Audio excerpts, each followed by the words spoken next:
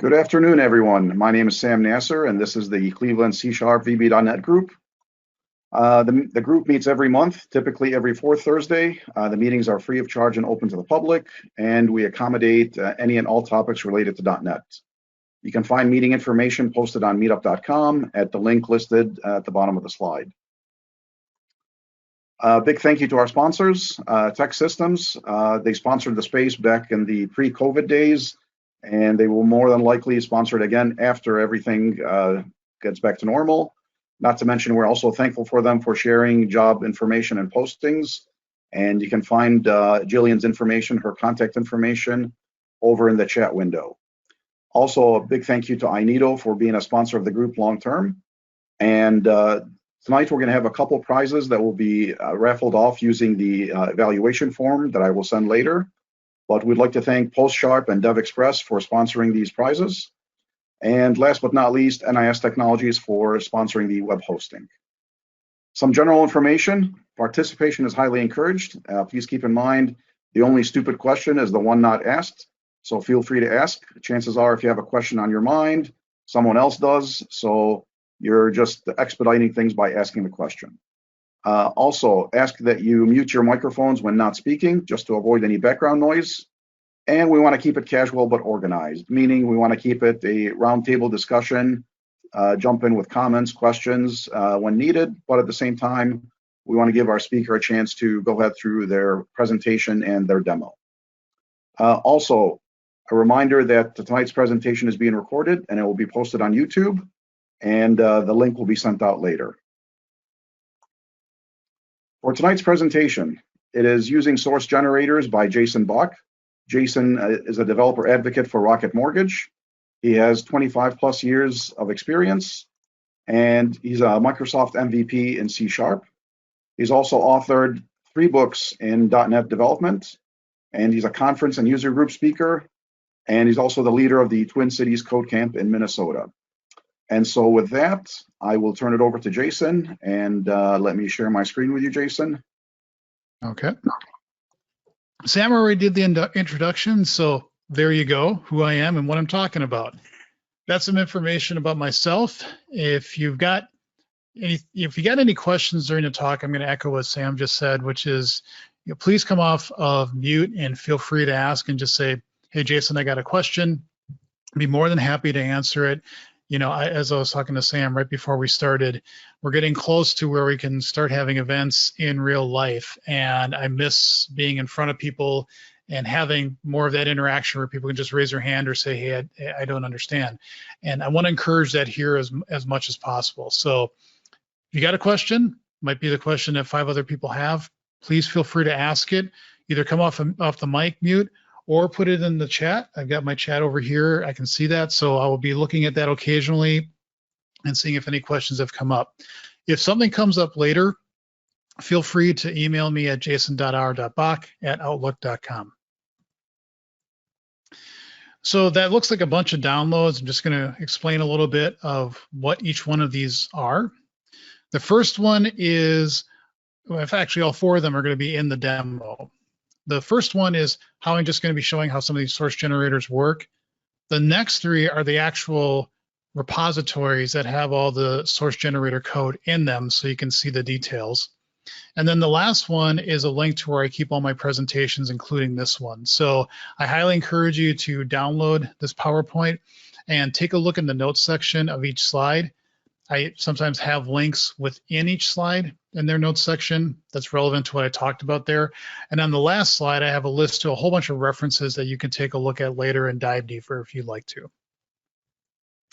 So I'm going to spend a little bit of time on the what and the why of source generators and what they are and why I think they're so important. Most of the talk is going to be in demos. I'm going to go through 3 source generators and how they work and what they do. And then I'm going to leave you with a call of action and where you can go from here after the presentation.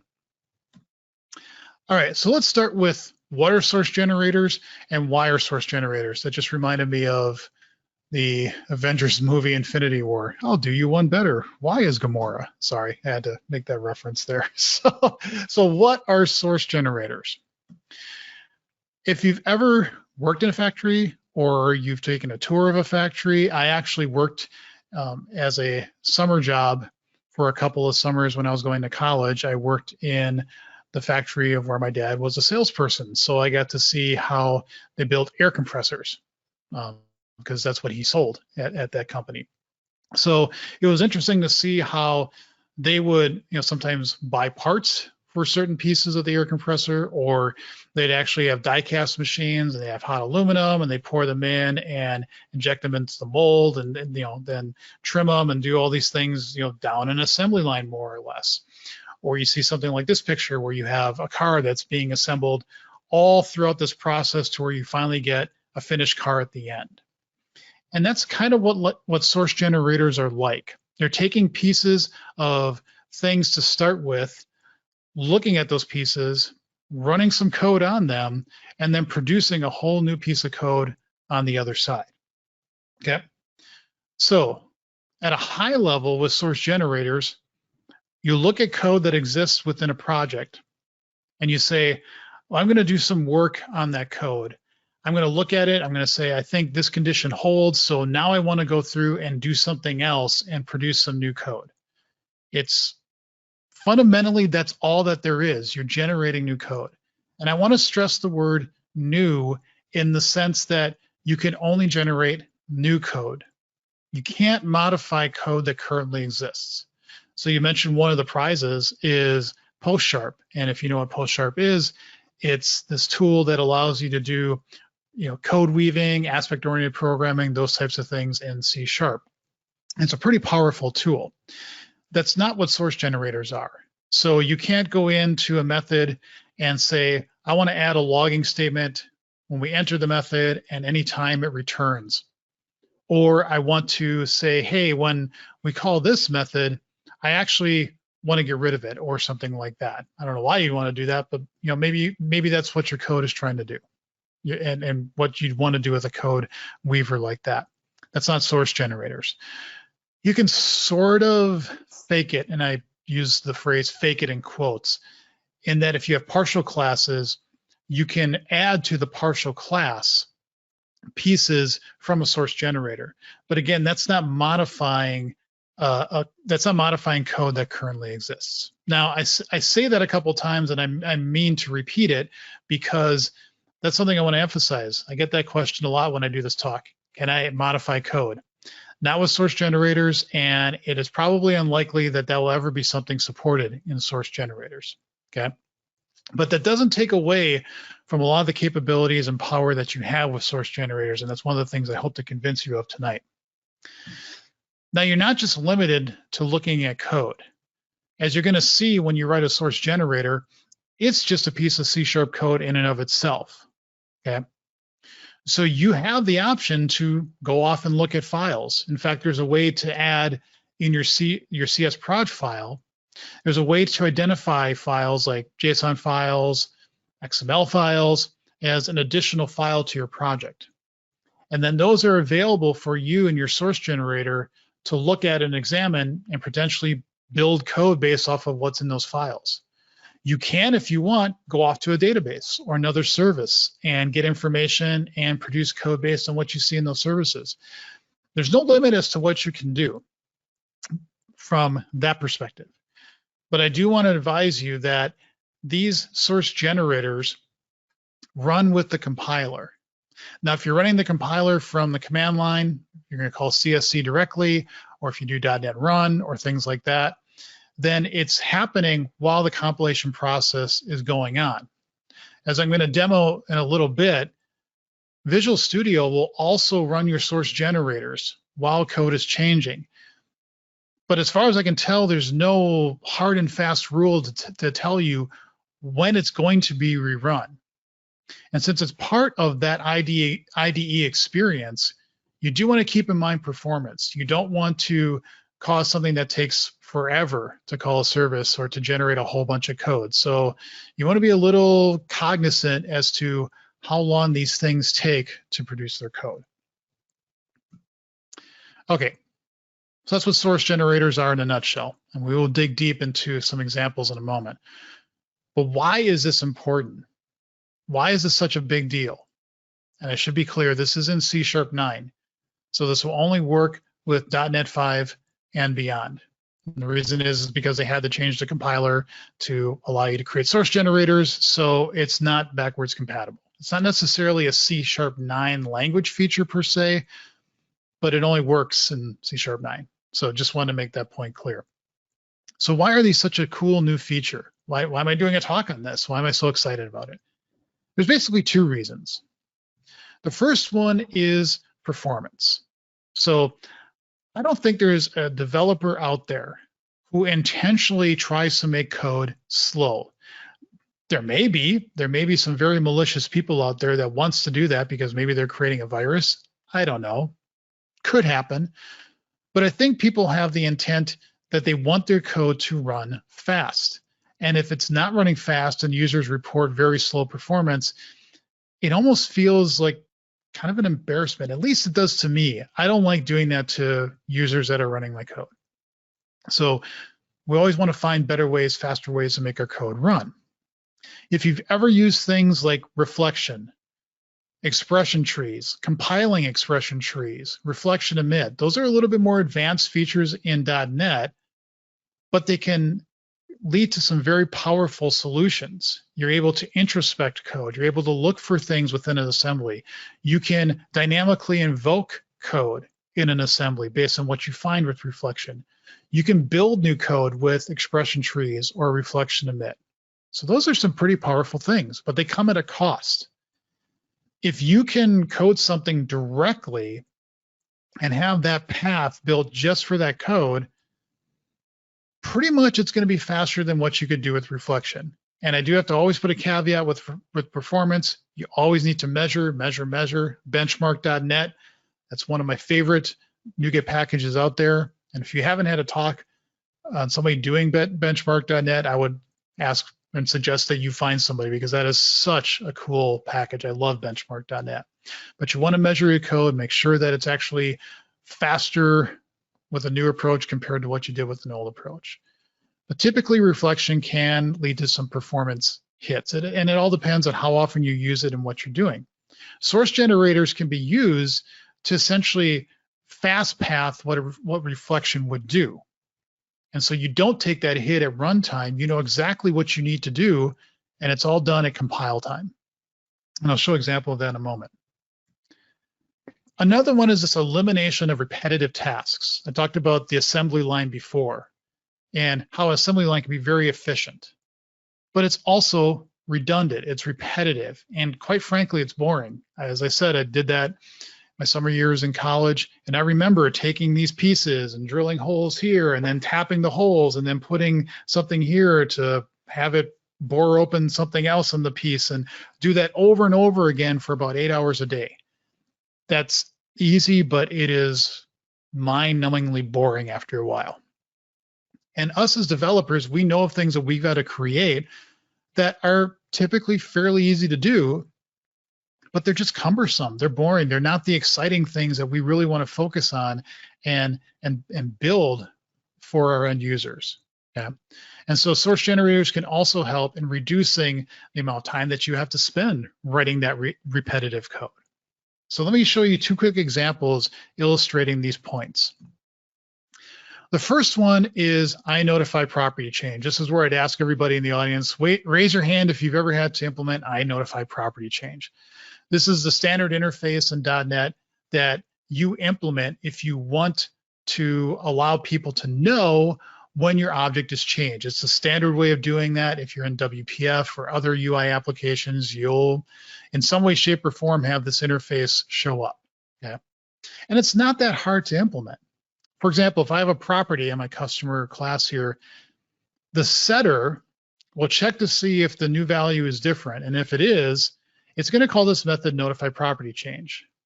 Now that method that I've created uses caller member name. So that's a nice little trick to find out what the name is of the caller. In this case, it's the name of the property name.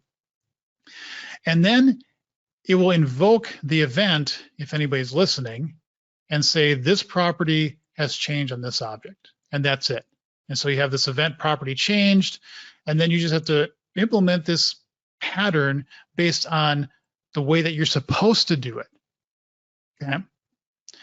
This is easy to do. This is not hard, but it's just a lot of boilerplate code that people really don't want to write. Okay? What if you could do something like this? Now, this is the iNotify property scenario is actually one of the scenarios that the C# team said they had to solve with source generators. There's different ways to do this. You don't have to follow this way, but this is a way to solve that issue. And in the last slide in my notes section, there's a link to what's called the Source Generator Cookbook, and there are examples also from Microsoft. This is one of them. Okay? And what they're doing here is they're saying, notice that this is now a partial class, because the source generator is essentially going to build another partial class called customer. And if you don't know what partial classes are, they're just the same class or same type defined in multiple files. And then the compiler just basically, takes all that and puts it all together, and you have one customer class. Okay. So off in the source generator's customer class, what it's done is essentially built all of this. You just don't see it or have to do it. All you need to do is say, you know what? I want some property called name. And so I'll make the backing field here, and then I just attribute it with auto notify. What the source generator does then, it says, oh, you have a field with this attribute on it.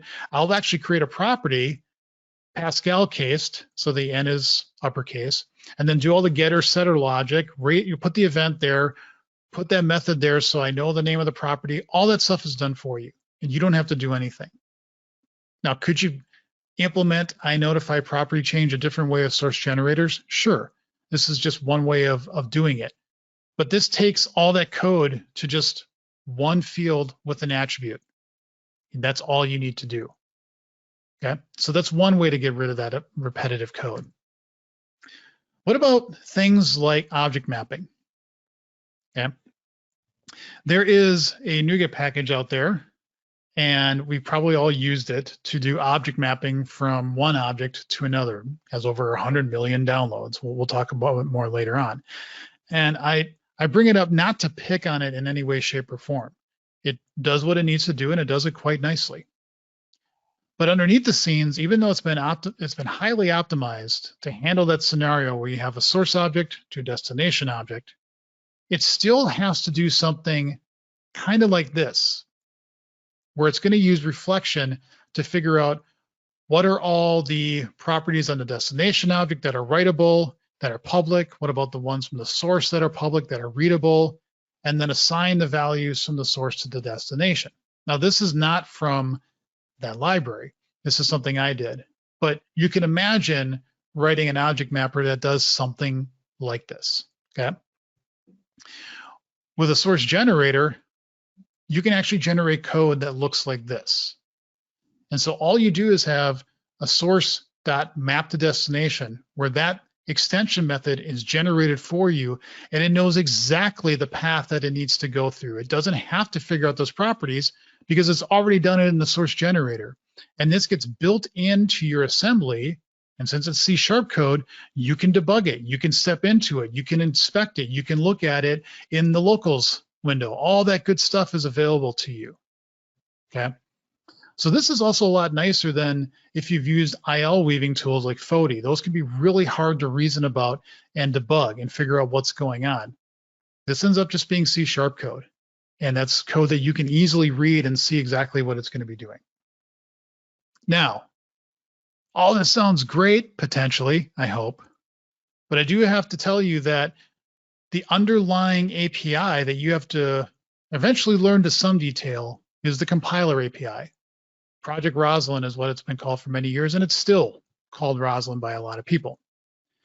This takes some study. This takes some time to learn and understand and figure out what syntax trees are, what are semantic models, and what are trivia nodes, and all these other things, okay? I'm not saying it's impossible, and I'm not trying to like scare anybody or give people a sense of fear. I'm just being honest, after using this for about 6 or 7 years, not just source generators, but building analyzers, building refactoring tools, using the compiler API, it's not trivial. In fact, at Rocket today, I was talking to somebody and their team is looking at building an analyzer, and they said, this is not easy. This takes some time to get used to. And I said, you're absolutely right. It can be a heavy load, or at least it may feel like that at first. But I encourage you to spend the time to take a look at how this works. And as I go through the demos, I'll also try to give you a couple tips here and there to make it a little bit easier to know how to navigate writing a source generator and the things that you should be looking for. To me, when I have in my title of the talk, the maybe profit thing is, if you spend the time studying, the profit is that you have an extremely powerful tool in your tool belt that can let you solve problems in a more efficient way and take those repetitive tasks out of the developer's hands that they don't want to write in the first place and put it in a repeatable process. And then they can go off and focus on more interesting things. Okay. So enough slides. Let's actually take a look at some code. Yep. So first thing I'm going to do is just show you in the source generator demos project the first of 3 examples. And this one is the one that I'm actually going to dive up pretty deep into the actual source generator assembly itself, so you can see how you set it up and what it does and the pieces that you would need to do.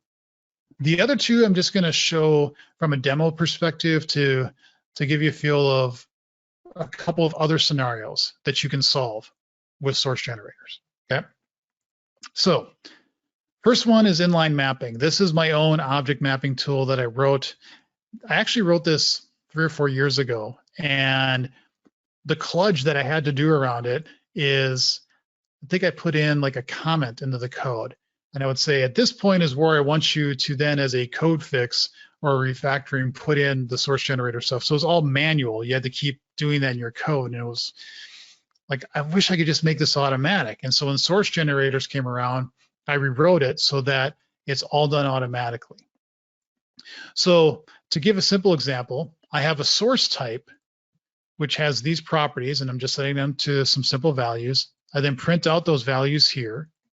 And then there's this extension method here, map to destination, which gives me this object. And it has 4 properties on it.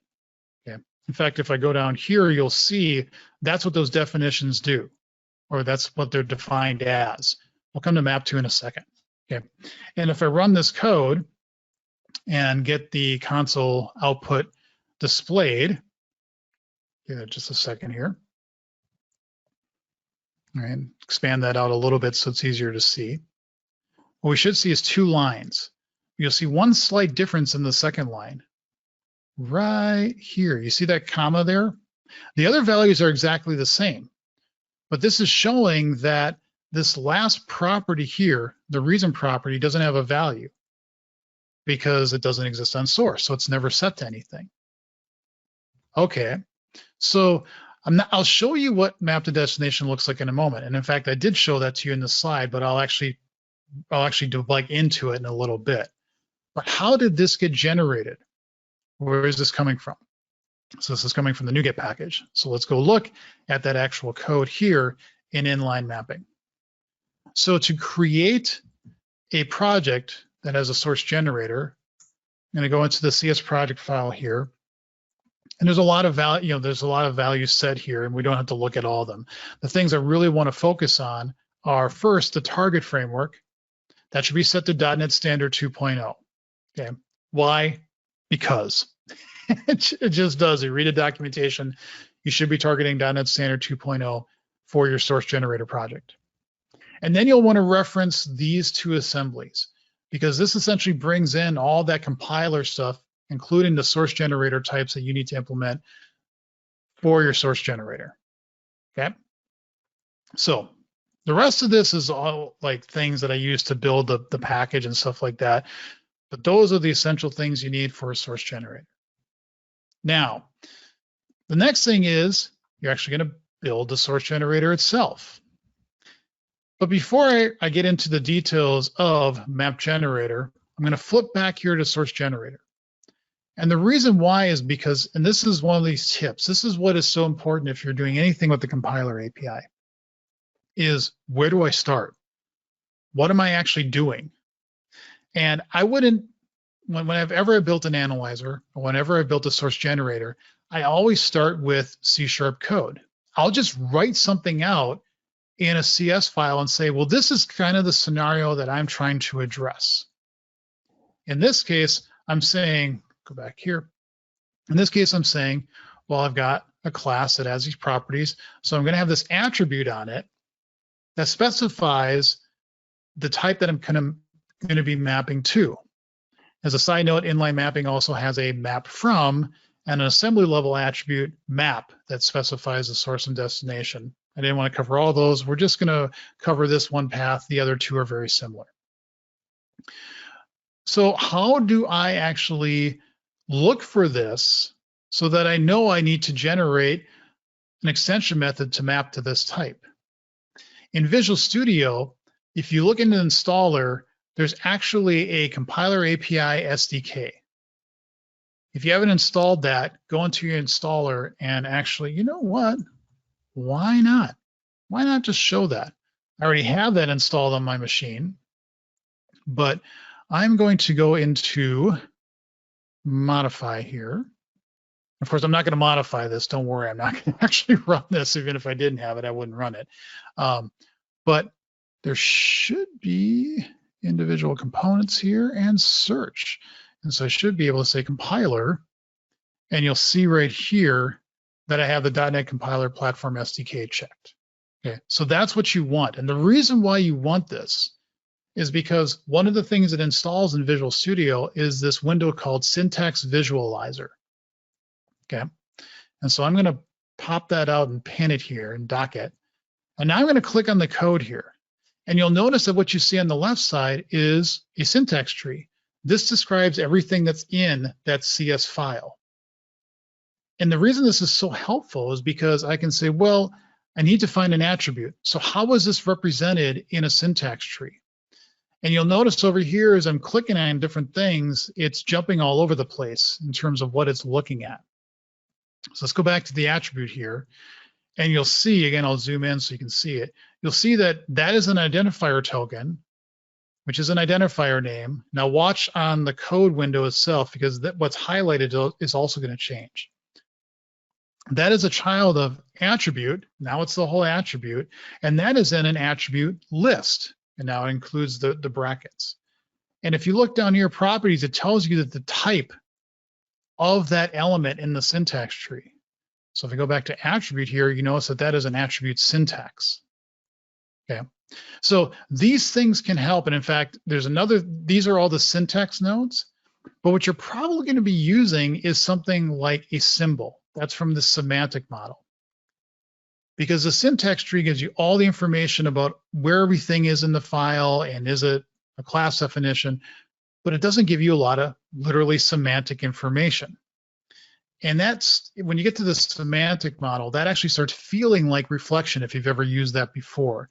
You can reason about it a little bit easier, and with some things, it's just a lot easier to get to where you need to be in your source generator process. So you can sometimes say view symbol, and you'll notice that this says it's actually a method symbol, which is kind of odd, but that's what an attribute is defined as, is a method symbol in the semantic model. The point of all this is keep the syntax visualizer in mind, because I use it all the time, and it helps me figure out where I need to go with what I'm doing with the compiler API. Okay. All right. So let me go back to inline mapping here. Your generator class, your source generator, needs to implement iSourceGenerator and have the generator attribute there. There are two methods that you need to implement: execute and initialize. You don't have to do anything in initialize. You can simply put curly braces there and no op it and do nothing if you'd like. But I found using initialize is a good way for you to go off and look at the code that's given to you. Because again, what's happening with the source generator is the compiler is giving you syntax trees that you need to look at. And then you find the things you're looking for and say, I found this case, And now I'm going to go off and do something else with it. So to me, what's good about the initializer is that you can set up these things called receivers. Okay. So let me show you the receiver here.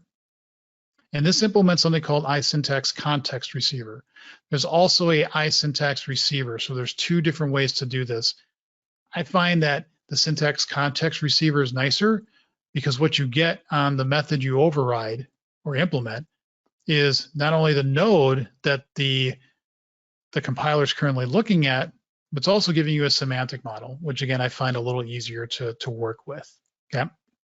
So compiler is giving you all these nodes. It's just telling you I found this node and that node and whatever it finds in the tree. What we care about in our case is a type declaration, because what I need to find in that type declaration is, do you have a map from or a map to attribute in the attributes list for that syntax node? Okay.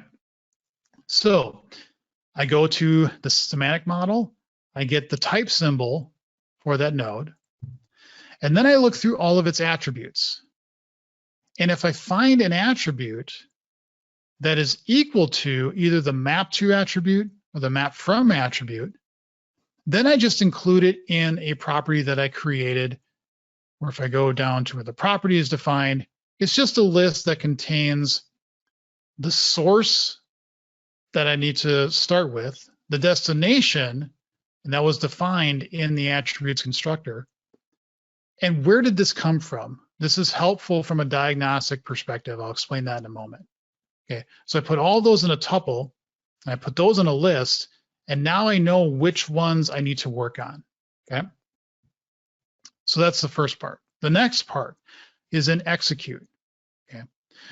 So with the context I receive and execute, I look at its receiver and say, is it of a type of my receiver? And if it is, cool.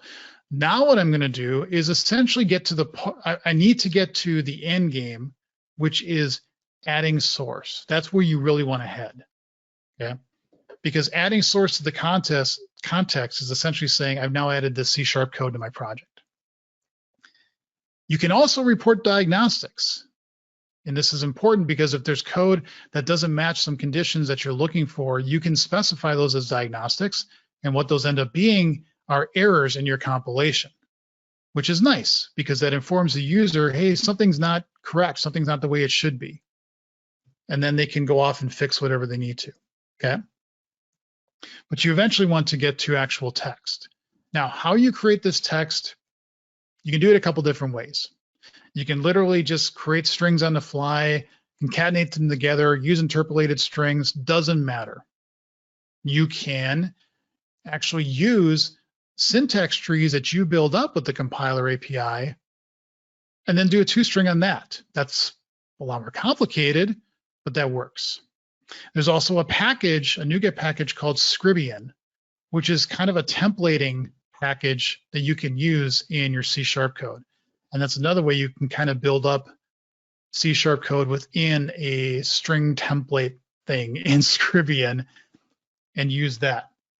I personally just create strings and use something called an indented text writer, which is just a text writer from the code down that allows you to indent and outdent your text in a fairly straightforward way. Okay. However you do it, the end is C# code within a string, and that's what's going to be put into your assembly. Okay. Now, how do I actually get to building this? Well, this is now however you want to do it. The way I've done it is I created this generate mappings method here. Okay. And what this does is it takes my receiver, the compilation, and some options. The options are mostly there because I want to read, did they have a editor config or some options set to say they want tabs or spaces when I do my indenting and outdenting, but you can get access to some of the options that are set by the user. The first thing I do is I want to look through all those things I found in my receiver and say, are there any problems with what they did in code? Okay, this is getting into the diagnostics. So in this mapping information class I created, I basically go through all those things I found in the receiver and look for things like, let's see, this is probably the easiest one to see. And again, you have to squint a little bit to get what's going on here. But if I look at that destination symbol, I'm trying to look at all of its properties and say, is essentially the setter available? Is there a setter? And is that setter's accessibility public so I can see it?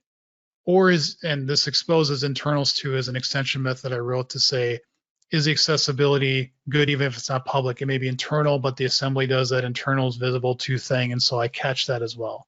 I'm basically trying to find all the setters that are accessible. And then I do the same thing from the source, except I'm looking for getters that are accessible. And then I look for matches between the two that have the same name and the same type. Okay.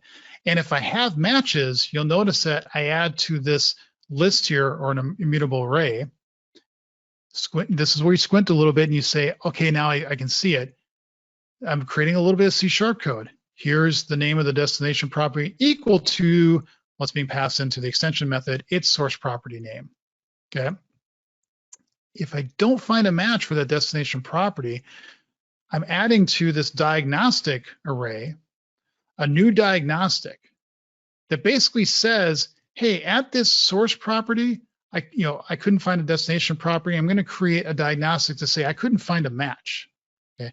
And actually, I'm trying to skip over this, but I think I just realized I have an error in my code because I should be putting destination property here. Oh no, I should be using source because the source doesn't find a match to the destination. That is right. But if you look at create, that's just a helper method to build a diagnostic descriptor, which in turn I can use to build a diagnostic. And that just has helpful information for the user to see, oh, yeah, I don't have a map. Maybe I want to take a look at that, or maybe it doesn't matter. Maybe that's okay. All right. Now, some things do matter.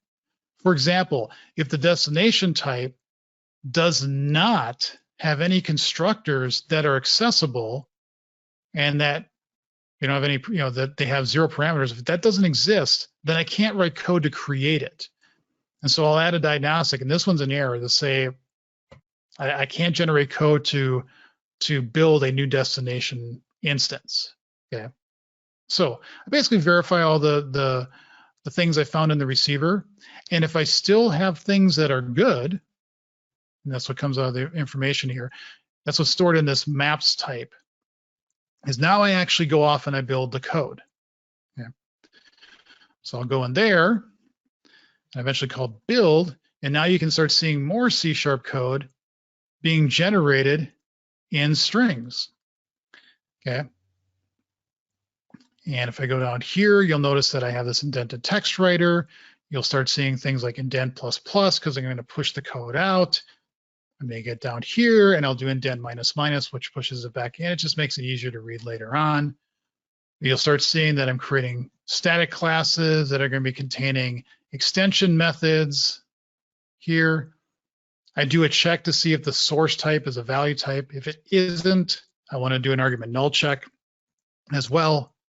I write all those properties out that I showed you before where I'm setting destination equal to the source value. And at the end, I'll have a big string that essentially has that extension method in it.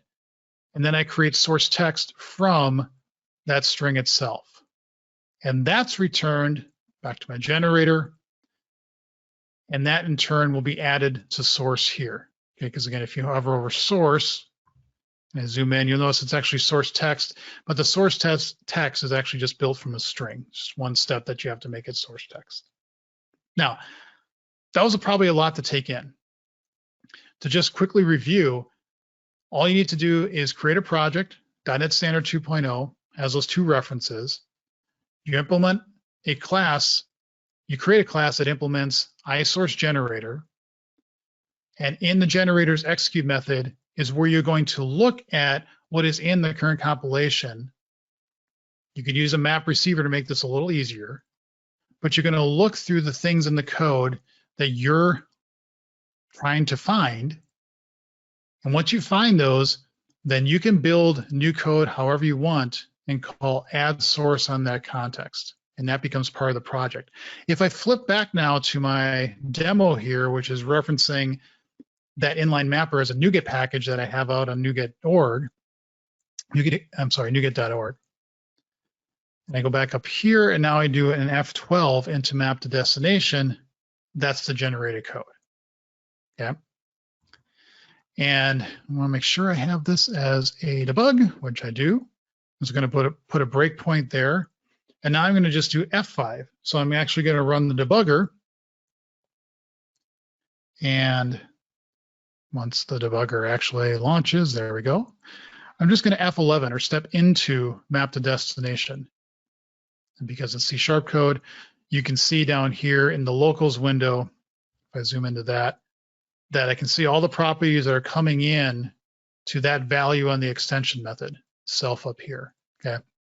I can see all those values. I can do everything I want to do in debug mode. Okay. So it's a very powerful thing. You as a consumer of a library that generates source code via source generator, you're probably not going to do this. You're just happy that it's being done for you. But as an author of a source generator library, this is very helpful because I can actually just see the code that I generated. And if I made a mistake, I can see right away what I did wrong. And actually, if you create bad code, the compiler from C# is just going to find it anyway for you and show it up in the error list. Okay. And one thing they've also done in Visual Studio now is if you go into dependencies, analyzers, inline mapping, map generator, you see that CS file there? That's the actual source generated code. So anything that's source generated will show up this way now in Visual Studio. And it's really nice to go, where is this actually coming from? You can just click on it and there you go. I'm also going to go and pin this over here, dock it over here. I'm going to come back down here and take this property from the destination and just put it on the source. And you see pretty quickly the source generator is run again, and now it has that reason mapping there. And if I go and just take that out, it goes away. So this is that thing I talked about before where the source generator is run. You know, it wasn't instantaneous, but it does eventually kick in so that your source generator keeps things up to date. Okay. I talked also about the importance of speed and performance and how things like reflection can sometimes hamper performance depending upon what you're doing. If I go back to the inline mapping project or solution here, I created a performance test here, and this is using benchmark.net.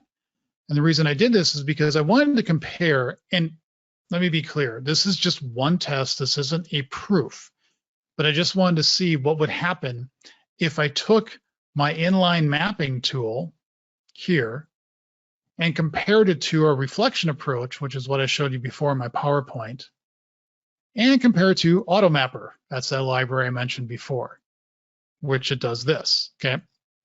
Now, I'm not gonna run it right now because if you've run benchmark.net, you know it takes time to do. But let me do that. And these are the results that I got. So you'll see that my inline mapper tool is an order of magnitude faster than AutoMapper. And it's 3 orders of magnitude faster than reflection.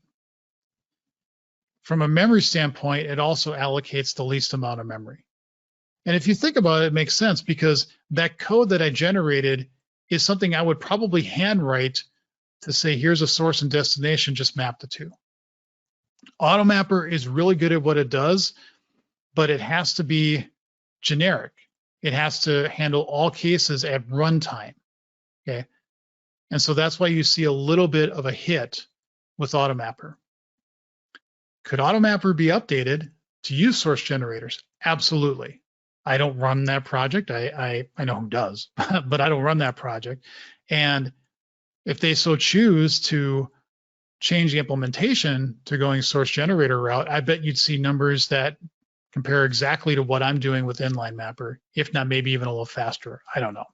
Okay. But the point is, that's where you can see some of these gains with using source generators. Okay.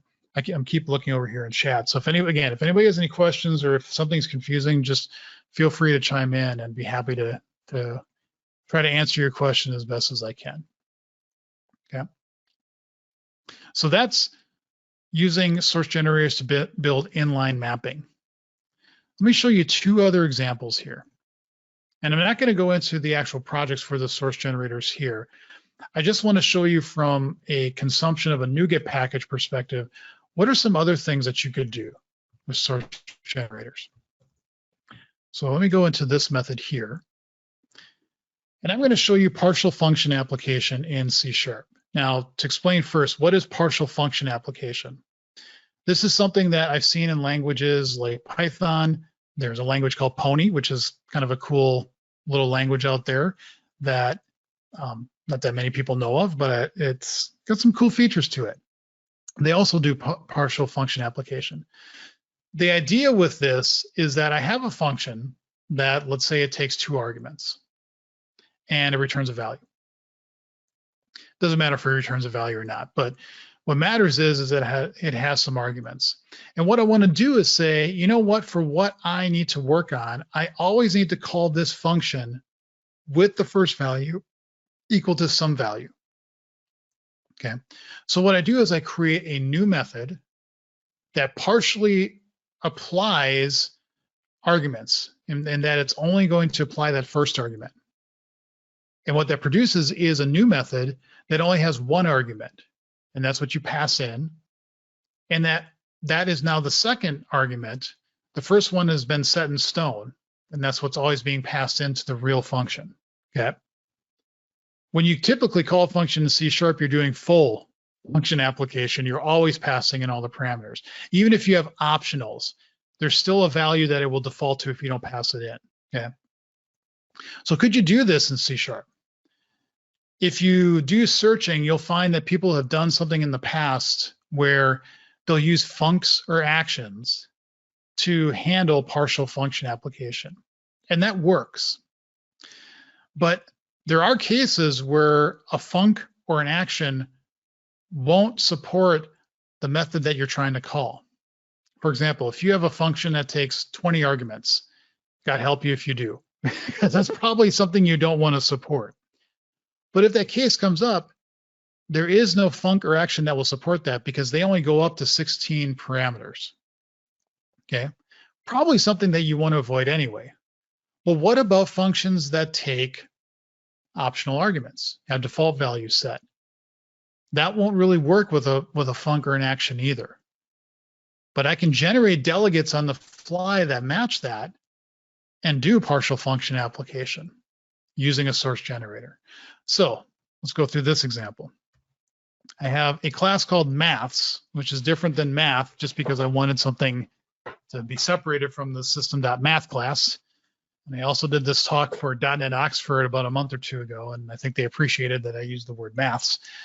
But I have an add method here that does a simple add, has 2 values, returns an int.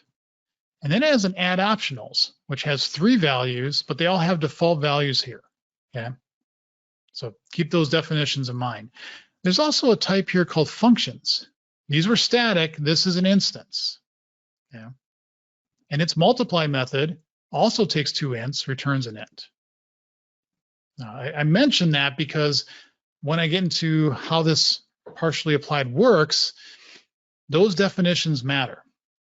So the first thing what I want to do is use add, except I always want to increment by 3. So what I want is a new function that allows me to just pass in 1 value, and that will always have 3 added to it. I can create an instance of functions, pass a multiply to partially applied, and say, I always want to triple the value. Okay. So the function that comes out of this will take an argument that will always have that value multiplied by 3. And then I can also have a apply with optionals. Okay. So that's not my fault. The bar up there. Oh, that's good. I'm sorry, I got a little distracted. One of the issues that's been plaguing Visual Studio for about the past month or 2 is if you do anything with source generators, you get all these code lens errors showing up at the top. And that was confirmed to be a bug in Visual Studio if you're creating code via source generators. I don't see that anymore. So they must have fixed that in 16.10. So yay, good for them. But now they have this problem. So go figure. In any event, I'm now going to say apply with optionals. Okay, fine, it came up again. I'll just leave it. passing in the optionals method. You'll notice though that the function that comes out of it allows you to call it passing in no values or 1 or 2, but not 3. If I do this, you'll notice that there's only a B and a C. There is no A because we passed that in as a 3 here, okay? So what's actually going on here?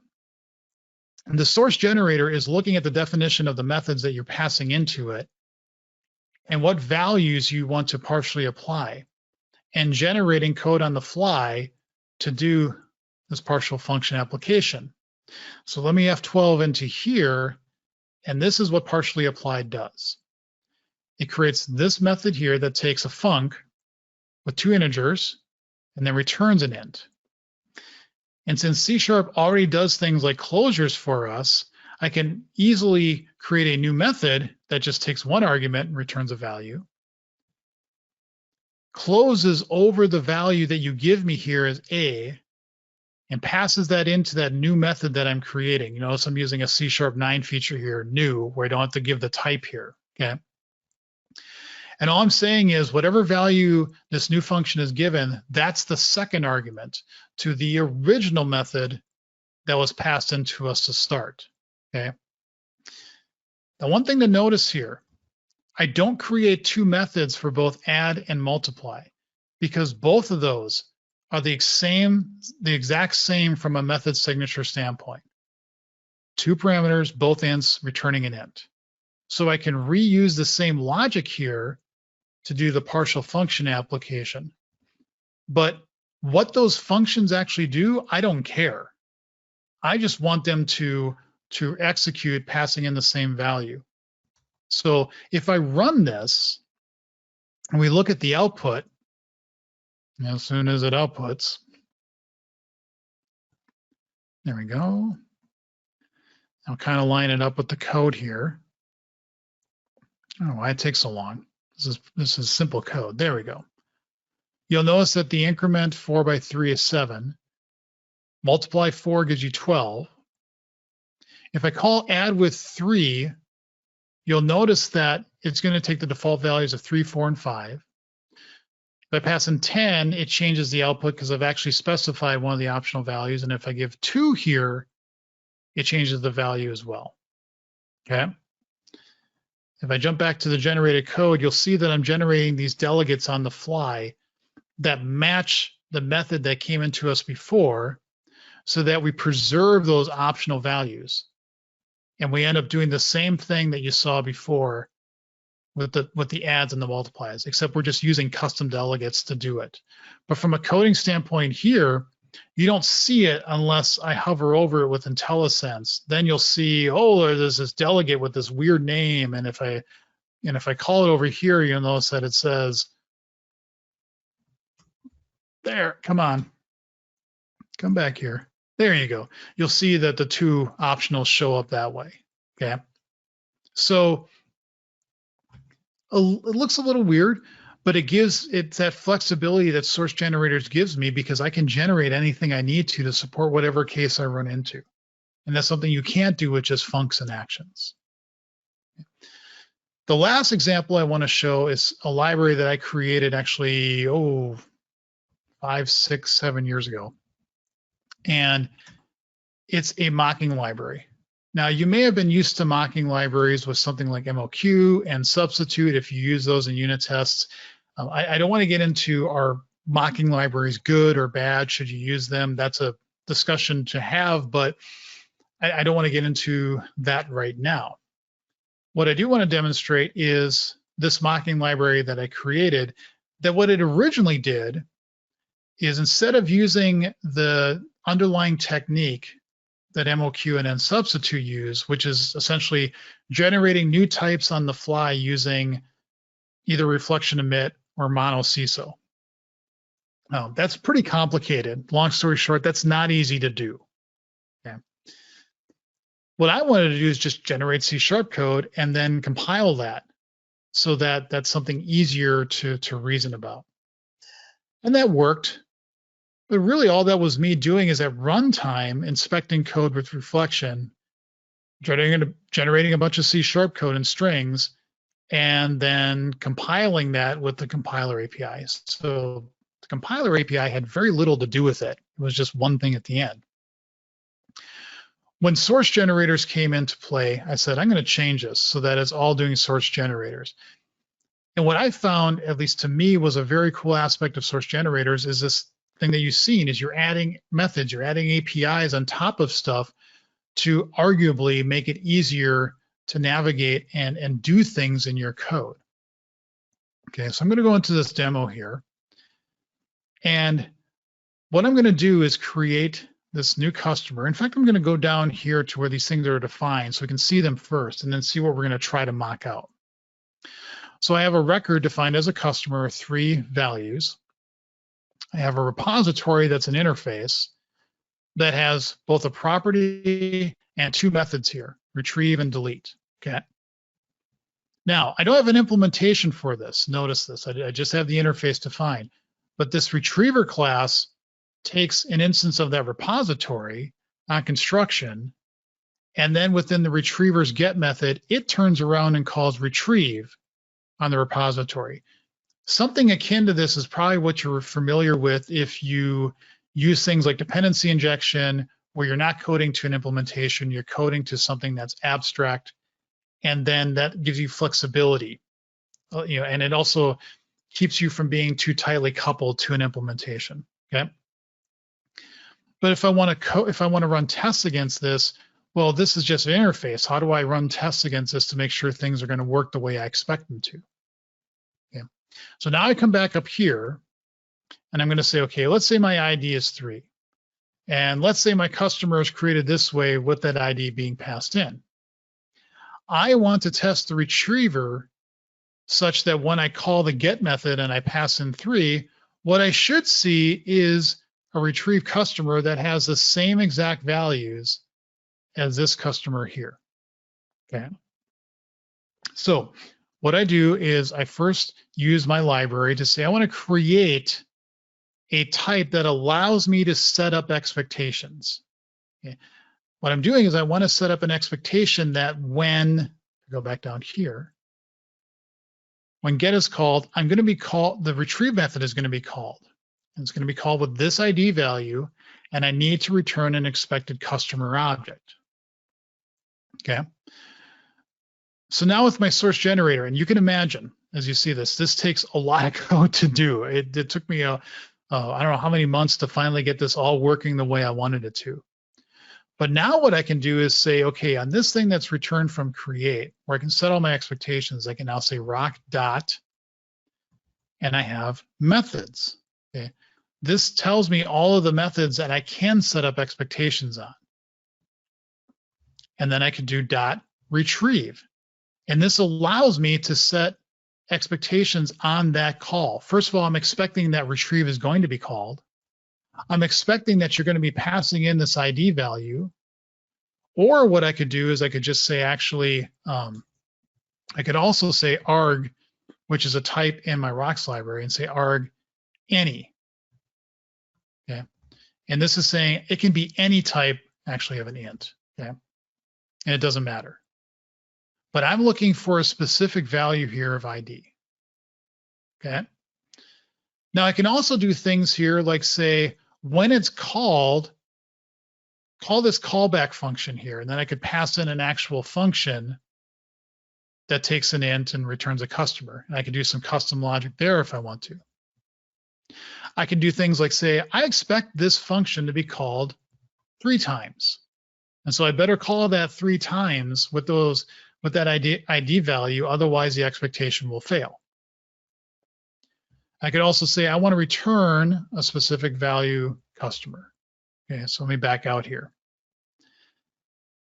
So all these methods here, method, retrieve, call count, these are all things that are generated by my rocks source generator so that I can set all these expectations. If I wanted to set an expectation that that ID property, its getter was called and returns a value, I could do this, which is saying for all the properties on this type, find the getters, specifically the ID getter, and say it's going to return this value. You can do that as well. Okay.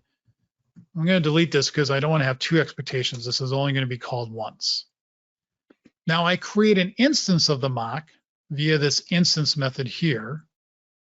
And by the way, if I passed in an abstract class that had a constructor that took arguments, there would also be overloads of instance that would allow you to pass in those arguments as well. But now I've got something that implements this interface. So I can pass it into a customer retriever, call get on it, get the customer back and print out its values. And I can also verify that all the expectations that I expected should still hold. Okay. So if I run this code, what you should see is nothing happened other than the printout of the customer, because everything, all the expectations should be set the way I expect them to. And as I see here when I zoom in, I get my customer back, the exact same one that I had defined before. Okay, good. But let's change this here. And so instead of passing in a 3, I pass in a 4. And now what happens is I get an error, and it says that I didn't have any handlers set up for that particular case. Okay. So if where I would be typically using this is in unit tests, not in a console app. Okay. But I would have unit tests set up that hopefully would pass and that my verifiers would always work. Okay. Or I could just take these out and never call them and run this. And what I should get is another exception to saying I had a verification exception because something that I set as an expectation actually never happened. And so that's wrong and I should get an exception.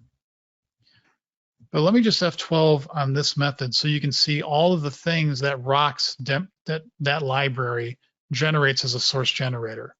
Okay, now what this is actually doing, again, you as a consumer don't really care. In fact, F12ing into this stuff will probably be more confusing than anything. But I'm bringing this up here in my presentation just to show you that you can create a source generator that does these things where it separates out the methods and the properties and defines a whole new type that implements that interface that I specified before and has methods that need to be implemented like retrieve and look through and say, did I actually have a handler set for this? And were the expectations correctly? And oh, did it want to return a value? I should return that value back. And I should increment the call count because I want to make sure if I said 3 times, did that actually end up being 3 times that it was called? Okay. All this is generated as that mock type. And then down here, this is where you saw me setting up expectations for retrieve and if I wanted to do delete, or the ID property, the getter on that interface. Again, what this looks like is a little confusing, but all this is set up so that I can have a library that ends up giving me something like this that I can use in my code in a unit test. Okay. So I don't see anything in the chat, so I don't know if if I lost everybody or not. I hope I didn't. Source generators can be a little overwhelming at first. I don't want to simplify this at all and say that this is easy to do. As I mentioned before, getting this rocks library to generate the right code for a whole bunch of conditions that you would find in C# took some time. Okay, they're not trivial, but you can look through the examples that I have. You can look through those other repositories and see what's possible. And hopefully with these demos that I showed, you can get a sense of what you can potentially do in your code as well. And that's something that I want to talk about with the end of this presentation is that call to action. Okay, is I want you to think.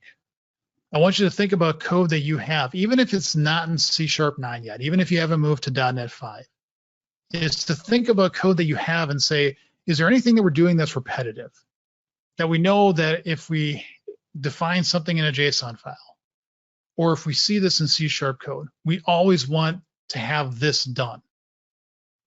Or maybe you have something in your code where you're using a lot of reflection. Those are candidates that you want to look at and say, maybe I can turn those into source generators and simplify my life in the long run. There are a lot of examples out there already. In fact, the C# team has said that out of all the C# 9 features that have been added, the 2 that have surprised them in terms of popularity there are two. One is function pointers, which if you saw what function pointers are in C#9, you may be wondering, why is that so popular? Well, popular in terms of that it was used more than they expected. You know, they've had more discussions with people on that feature than what they thought. It's a very niche feature, but some people are using it more than they expected. The other one is source generators. They knew that people would be interested in this and they knew people would jump on it, but they said they really had no idea how many people would be using source generators to do a whole bunch of things that I have in this list. You know, building like domain specific languages, using source generators to improve serialization. There is a source generator project called Strong Inject, which is an IOC container that's everything is resolved at compile time. So you get a lot of benefits from that as well. And then Blazor routes. This is a source generator that was written by somebody named Andrew Locke. And what he did is he said, you know, if you're building a Blazor application, and if you haven't looked at Blazor, that's okay. Don't worry about that. But what he said is, if you build a Blazor app, typically you have components that have page directives. And these page directives specify routes that component can support. And so essentially you're saying, hey, if I have a route in my Blazor app that has like /customer/3, that's something that I will support, and then I will display that customer with that ID or something like that. Well, all the Razor components, all the .razor files, they're compiled into C#, and then those in turn are compiled into assembly. More to the point, these classes that you have, those page directives turn into route attributes. And so what he did is he said, I'm going to build a source generator that's going to look at your code and find all the routes that are in your application. And then I'm going to take those routes, basically build a list, and kind of think of it as almost like a Swagger version of your Blazor app. It specifies all the valid routes that you could go to in that application. And so somebody that's testing your app, you could maybe build a page that actually says, hey, here's all the routes that you could go to, and let's fill those in. And then all of a sudden you see on the right the view that you should be going to. So that I love it because it was something I never really thought of. And that was just somebody looking at the code that was in play and saying, I wonder if I could do this. And I thought it was a neat application of source generators. So that's all I've got. I know that was a fair amount to take in, and we have time. I have some time. So if you want to stick around and ask more questions, or, you know, just throw something at me and hopefully I can answer it, be glad to stick around for a little bit longer. I hope this has been useful and educational, and that's it. Thank you all for attending. I'll send it back to you, Sam. All right. Thank you, Jason. Appreciate your presentation and your time. While we're waiting for someone to enter a question into chat or pose any questions, we have a question from Dave. You said at the beginning that some part of this depends on .NET Standard currently. Isn't the .NET Standard /core distinction going away? Am I mixing that up? No, you're not. So Dave's correct. It does sound a little weird that when you build a project that contains a source generator, that it has to target .NET Standard 2.0. And well, why, if the compiler that supports source generators is .NET 5? I don't have the exact answer, but what I think is going on here is in part having this hosted in IDEs like Visual Studio. Okay. Visual Studio still underneath the scenes targets .NET Framework. And there's like, you know, I'm hand waving on purpose here because there's a lot of complexity that goes into Visual Studio and how it handles projects and what the projects are actually targeting. For example, WinForms targeting .NET Core, that works, but the designers, then there is a lot of magic that happens to make those designers work because Visual Studio is actually targeting .NET Framework and it can't target more than one .NET runtime. So it actually has to host the designer out of process. And as you can imagine, that's not trivial. It's quite a feat of engineering. I'm guessing why they did .NET Standard 2.0 is to find a common lay of the land so that you weren't necessarily specifically targeting .NET 5. And maybe it's because of these IDE restrictions that you have. I would hope at some point as we get to .NET 6 and 7 and 8 and we get a 64-bit IDE with Visual Studio and move on, that eventually just goes away, and that target that you're hitting is just the current .NET version. But for now, it is .NET Standard. The distinction, yes, it is going away. With .NET 5, .NET 5 is, at least I think of it this way, is the next version of .NET Standard. It's like .NET Standard 5.0, but that's not official. It's just because that is the path that everything is going on from this point on. So at the end of the day, you have to target .NET Standard 2.0, but I haven't found that to be a restriction with anything I'm doing in my source generators. And you can, again, because you're generating everything as a string, whatever you generate is, I don't want to say version independent, but you can generate something that looks like you did it in C#1 or C#8 or whatever the case may be. That again is just string text, and all that matters is the output. That output, what matters is that the project that's consuming your source generator, that version is actually good enough that it's targeting the right C# version that it can handle what you're doing. Yeah.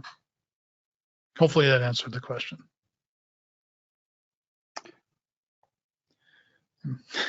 Yeah, it's the sad thing, David, is the reality of legacy code is that there are going to be a lot of .NET Framework projects out there. There's still a lot of VB6 projects out there. So there's a lot of COBOL projects out there. Stuff like that it just doesn't go away. It sticks around because, hey, it works. Don't fix it. Don't touch it. So yeah, at some point this distinction will just fade off, but there's going to be, sadly, people out there that have to maintain these apps and still kind of have to deal with this for years on end. So very true. It never goes away. That's correct, Dave. And COBOL and VB6 and FoxPro, they're like dinosaurs that won't die. They're just they continue to keep on living. Yep. In any case, thank you for answering that. Any other questions or comments, feel free to enter them into chat or come off of mute.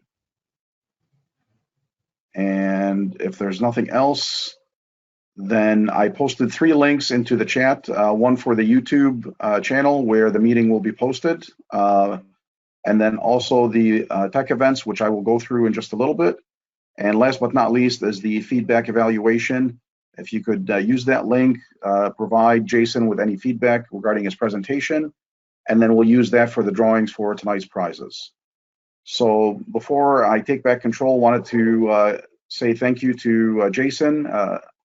Once again, appreciate your time and your effort. And let me step through and go through some closing announcements.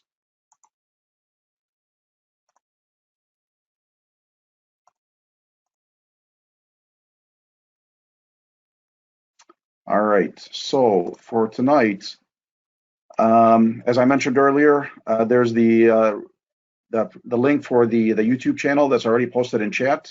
If you subscribe to the channel, you'll get notifications on uploads. Also, some tech events that I'll be going through in just a little bit, they're going to be posted on my blog. And last but not least, the feedback eval that's posted in the chat. As far as events that are coming up, since everything is virtual, you can essentially attend any and all of them. On June 1st is the Ohio North database training, and they're going to be discussing IaaS virtualization or SQL Server. On June 3rd is the Twin Cities.NET user group, and I will be presenting there on advanced web API features.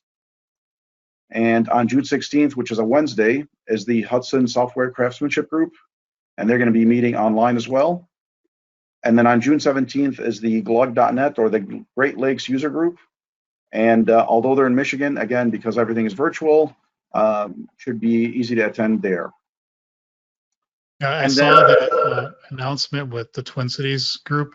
I was like, that sounds like a really interesting topic, but I didn't know you're the one. So I'm going to go watch that.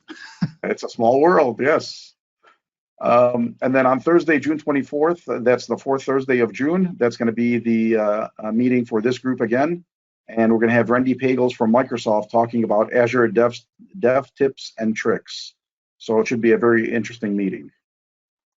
As far as virtual conferences, there's a couple that I wanted to mention. Thursday, June 17th is Blazor Day, and that is a free event of all-day topics related to Blazor. And you can sign up for that at blazorday.net. And on June 25th is the Global Azure Data and AI Fest, and that is also a free event that takes place from 9 a.m. to 3 p.m. And you can register for that at the link posted there, and that is also free of charge. And then looking over into chat, Jillian would love to share with those on LinkedIn. And speaking of Jillian, one of the things that we always like to cover are job openings, specifically that from Tech Systems. So Jillian, if you have a moment, could you come off mute and discuss some of the job openings you have available? Yeah, I'd love to. Oh, sorry, I feel like, can you guys hear me? Absolutely. Okay, great. I was just getting some feedback. Well, great. I know I've actually talked to a couple of you in the Cleveland area, but Jason, I just want to say thank you for talking to some Cleveland folks here. We actually have a lot of .NET developer roles, whether you're starting your career out or are senior level. We have back end, front end, full stack. If you would like to hear more about the roles or even just about the industry, feel free to shoot me an email or connect with me on LinkedIn and I can share the roles. I feel like I could take up an hour talking about them since we have so many. But I posted my email in the chat, so you can reach me there. And we can set up like a 5 to 10 minute call. It doesn't have to be anything too long. I know you guys are super busy. I can share my LinkedIn with you guys as well. It's just Jillian. It's just the regular basic LinkedIn and then / Jillian Mueller. Thanks, Ed. And yeah, thank you guys. I appreciate it. Thank you, Jillian. And keep those job postings coming. Will do. Very good. So aside from Jillian, who else is hiring in their workplace? Feel free to either enter into chat or come off of mute and speak up. Going once, twice. Okay. For those that are not hiring, who's looking? And I can understand if you want to be a little bit reserved about whether you're looking or not. So you can either enter into chat. Feel free to reach out to email me directly or Jillian, and we can go from there. My contact information, you can reach me, snasser@nistechnologies.com. You can also find me on Twitter @SamNasser. And once again, there's the link to my blog. And lastly, I invite you to connect with me on LinkedIn. And so if there's no other questions or comments, I thank you all for attending. Thanks, everyone, and good night.